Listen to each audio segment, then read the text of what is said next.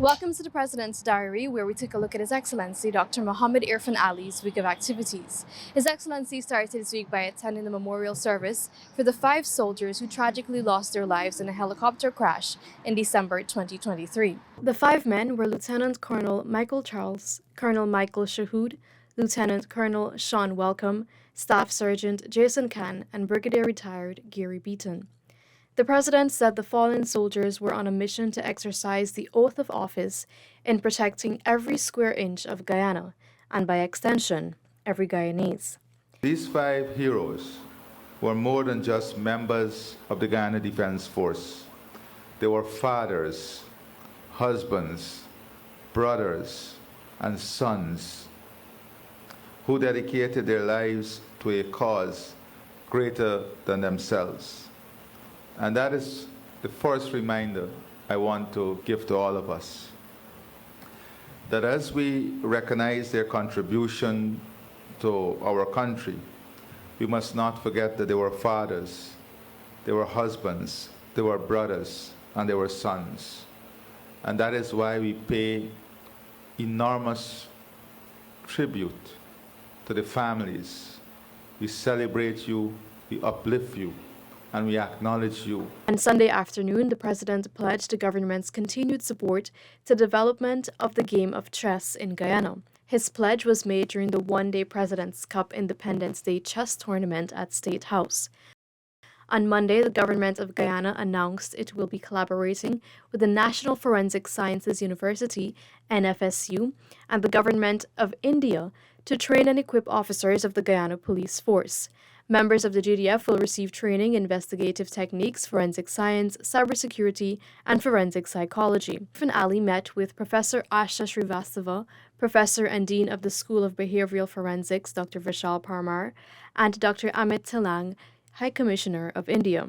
Later that evening, the President gave the feature address at the opening of the One Guyana Christmas Village and supermarket on Main Street. In his address, President Ali highlighted the unique nature of Guyanese Christmas celebrations, describing them as more colorful, more cheerful, and distinct from celebrations in other parts of the world. He also called on Guyanese to reflect on the hardships faced by children and women worldwide, particularly in conflict zones such as Palestine and Ukraine.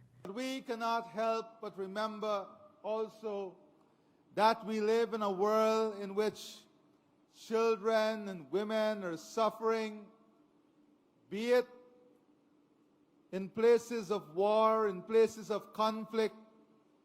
And we want as a nation to remember all the children and women especially, whether in Palestine, whether in Ukraine, wherever they are and they're suffering. I ask all of us to reflect on their lives and in our hearts say a silent prayer for them, so that they too will experience peace and they too will enjoy peace, especially during this period when the world comes together in celebration, when the world comes together in unification, and a common bond of that celebration and unification is peace.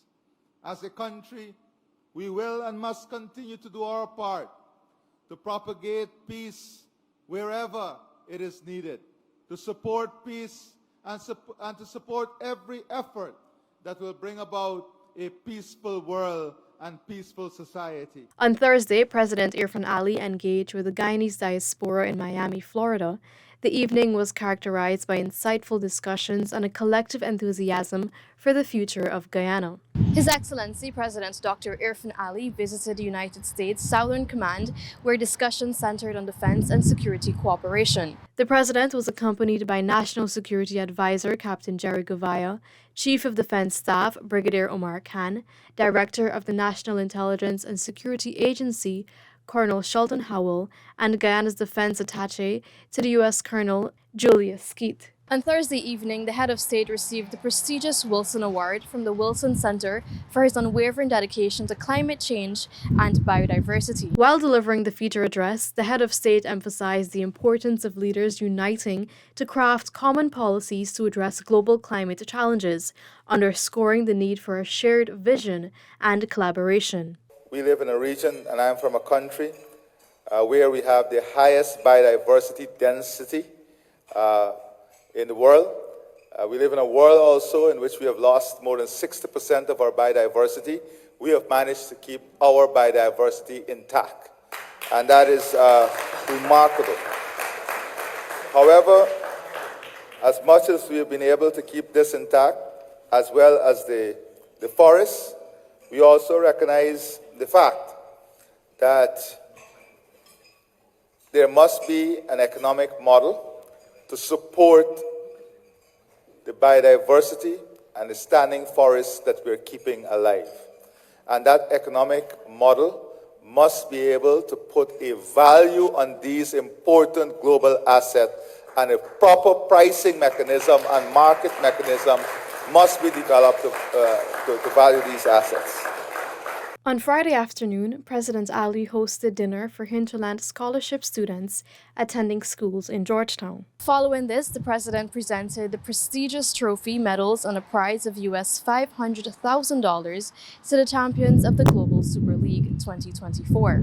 The Bangladesh franchise, the Rangpur Riders, outplayed Cricket Victoria and was crowned the new champions. This was the President's Diary, where we took a look at His Excellency Dr. Mohamed Irfaan Ali's week of activities. Thank you for watching, and do join us again next time.